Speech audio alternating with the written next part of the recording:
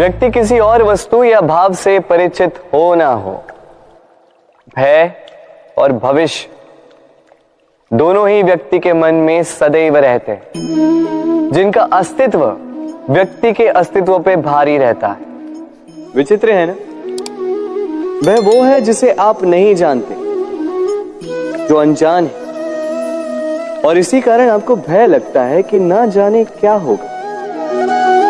भविष्य वो है जो अब तक घटा ही नहीं, तो जो घटा ही नहीं उसके विषय में चिंता क्यों? आपके हाथ में है वर्तमान।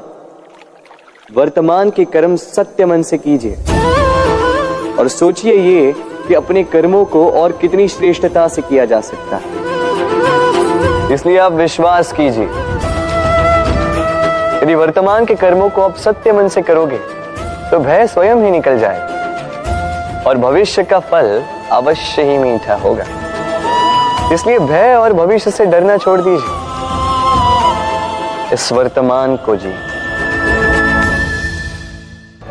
जीवन में हम कई लोगों से मिलते हैं। आप भी ऐसे कई लोगों से मिले होंगे जिन्होंने स्वयं को असफल मान लिया, निराश हो चुके, जिन्होंने ये स्वीकार कर लिया है कि इस जीवन में उनसे कोई कार्य हो ही नहीं पाएगा, वो कुछ कर ही नहीं सकते, किसी कार्य के वो योग्य ही नहीं। किंतु ऐसा नहीं, इस संसार में ऐसा कुछ भी नहीं है जो योग्य नहीं है। कोई ऐसा अक्षर नहीं है जो किसी मंत्र का भाग ना, कोई ऐसी जड़ी बूटी नहीं है जो औषधि ना, कोई ऐसा विष नहीं है जो समय आने पर अमृत ना बन जाए। और इसी प्रकार कोई व्यक्ति अयोग्य नहीं होता, उसे अयोग्य बनाती है उसकी सोच। इसलिए स्वयं को जानो, जान जाओगे कि आप क्या हो। अपने अंतर मन को जगाएं। आप देखेंगे कि जिस संसार की नींव ही बनी है आशा से, उस संसार में निराशा, हताशा और हार जैसा कोई भाव अस्तित्व ही नहीं रखता। इतना सुंदर पुस्तक है, सुंदर आवरण है, सजाए हुए पृष्ठ है,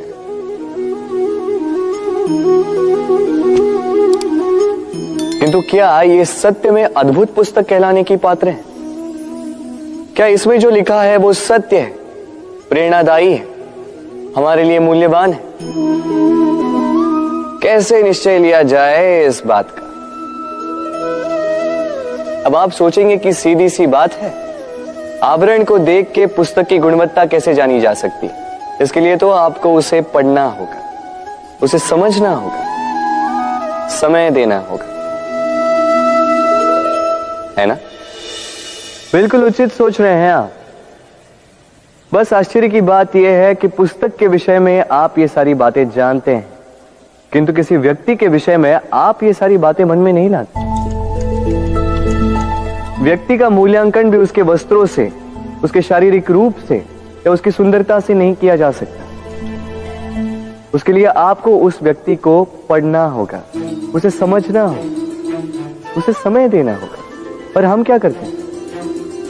पहनावे, रंग, सुंदरता को देखकर आकर्षित हो जाते हैं, उसे प्रेम समझ बैठते हैं और आए दिन कोई ना कोई ये कहते सुनाई देता है कि उसकी प्रेम कहानी सफल नहीं हो पाई, उसे छल मिला। किंतु इसमें दोष किसी और का नहीं, स्वयं आपका है। आपने उस व्यक्ति को समय नहीं दिया, आपने उस व्यक्ति के विचार नहीं परखे। प्रेम 2 क्षण में बनने वाला पकवान नहीं है, इसका स्वाद चखने के लिए आपको जीवन भर का समय देना पड़ेगा।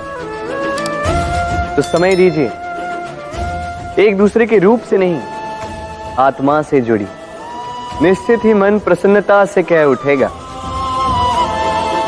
राधे राधे। हम में ऐसा कोई नहीं होगा जिसने वृक्षों को ना देखा, वृक्षों पे इन पक्षियों को ना देखा, इनके घोंसलों को ना देखा, इन पक्षियों को अपने छोटे छोटे बच्चों को भोजन कराते ना देखा। संसार का सबसे ममत्व वाला दृश्य होता है। चिड़िया दूर से अपनी चोंच में दाना भरकर लाती, स्वयं भोजन करने में असक्षम संतान की चोंच में डालती है, स्वयं भूखी रहकर निस्वार्थ निश्चलता से। और जब संतान के पंख निकल आते हैं, वो उसे उड़ना सिखाती और उसके पश्चात उसे स्वतंत्र कर देती है अपना जीवन जीने के लिए, इस आकाश में उड़ान भरने के लिए। और हम मनुष्य क्या करते हैं? जिस संतान को हम पंछी की भांति पालते हैं, उसके पंख निकलते ही हम उसे बांध देते हैं, ये सोच के कि कहीं वो दूर उड़कर न चली जाए। ऐसा नहीं कि इस स्थिति में माता पिता को संतान से प्रेम नहीं है, अवश्य है, किंतु इसमें प्रेम पर मोह भारी पड़ जाता है, जो स्वयं अपने और संतान के भविष्य के बीच में बाधा बन जाता है। हम ये भूल जाते हैं कि हम केवल जन्मदाता है, भाग्य विधाता नहीं। तो जब प्रेम में मोह आ जाए तो वो प्रेम नहीं, स्वार्थ बन जाता है। इसलिए प्रेम को पास रखिए और मोह को दूर, क्योंकि जिससे प्रेम करते हैं उसका विकास नहीं रोका करते। प्रेम संसार का सबसे पवित्र बंधन है, पर सच पूछो तो ये बंधन से मुक्ति है, स्वतंत्रता है।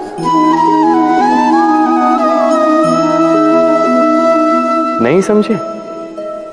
समझाता हूं। यदि कोई आपका प्रेम ठुकरा दे, यदि कोई आपका प्रेम समझ ही ना पाए, तो क्या होगा? कुछ उदास हो जाएंगे, कुछ छल करके प्रेम पाना चाहेंगे, तो कुछ बलपूर्वक प्रेम पर अधिकार करना चाहेंगे। किंतु यह आवश्यक नहीं कि जिससे आप प्रेम करते हो उसे भी आपसे प्रेम, क्योंकि प्रेम कोई वस्तु नहीं है, न राज्य है न धन जिसे आप बल से अपने वश में कर सको। प्रेम वो शक्ति है जो आपके लिए हर बंधन तोड़ सकती है, किंतु स्वयं किसी बंधन में नहीं फंसती। तो जिससे भी आप प्रेम करते हो उसे स्वतंत्र छोड़ दीजिए, क्योंकि स्वतंत्रता ही वो भाव है जो जीव को सबसे अधिक प्रिय है। प्रेम सच्चा होगा तो उसे अवश्य समझ में आए। तब तक के लिए निस्वार्थ भाव से प्रेम कीजिए, स्वार्थ हट जाएगा तो प्रेम आ ही जाएगा और मन प्रसन्न होकर बोलेगा, राधे राधे। जब भी प्रेम की बात आती है, हम सबसे पहले मन में एक नायक और एक नायिका का चित्रण कर लेते हैं। क्यों? आपके साथ भी यही होता है ना? पर क्या प्रेम केवल नायक नायिका के आकर्षण का बंधन है? नहीं, प्रेम तो परिवार से हो सकता है, माता पिता भाई बहन से हो सकता है, सखा मित्रों से हो सकता है, देश और जन्मभूमि के लिए हो सकता है, मानवता के लिए हो सकता है, किसी कला के लिए हो सकता है, इस प्रकृति के लिए हो सकता है। पर प्रेम कभी उस पन्ने पर लिखा ही नहीं जा सकता जिस पर पहले ही बहुत कुछ लिखा, जैसे एक भरी मटकी में और पानी आ ही नहीं सकता। तो यदि प्रेम को पाना है तो मन को खाली करना होगा, अपनी इच्छाएं, अपना सुख सब त्याग कर समर्पण करना होगा।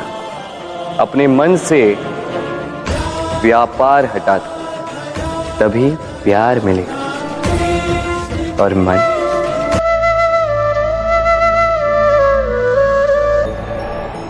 मनुष्य की एक विशेष प्रवृत्ति होती है, वो कभी स्वयं से संतुष्ट नहीं रहता, कभी स्वयं से प्रसन्न नहीं रहता, जो है उससे अधिक पाना चाहता, जो पा लिया उससे आगे बढ़ना चाहता, अपने जीवन में बदलाव परिवर्तन लाना चाहता। और ये प्रवृत्ति संसार में सबसे महान है, क्योंकि इसी प्रवृत्ति के चलते संसार में विकास होता है। किंतु इस बदलाव के लिए मनुष्य उसकी खोज में रहता है जो उसके जीवन में बदलाव ला सके, उसे मार्ग दिखा सके, उसके जीवन में परिवर्तन ला सके। और इसके लिए मनुष्य संसार भर में उसे खोजता है जो उसके पास है।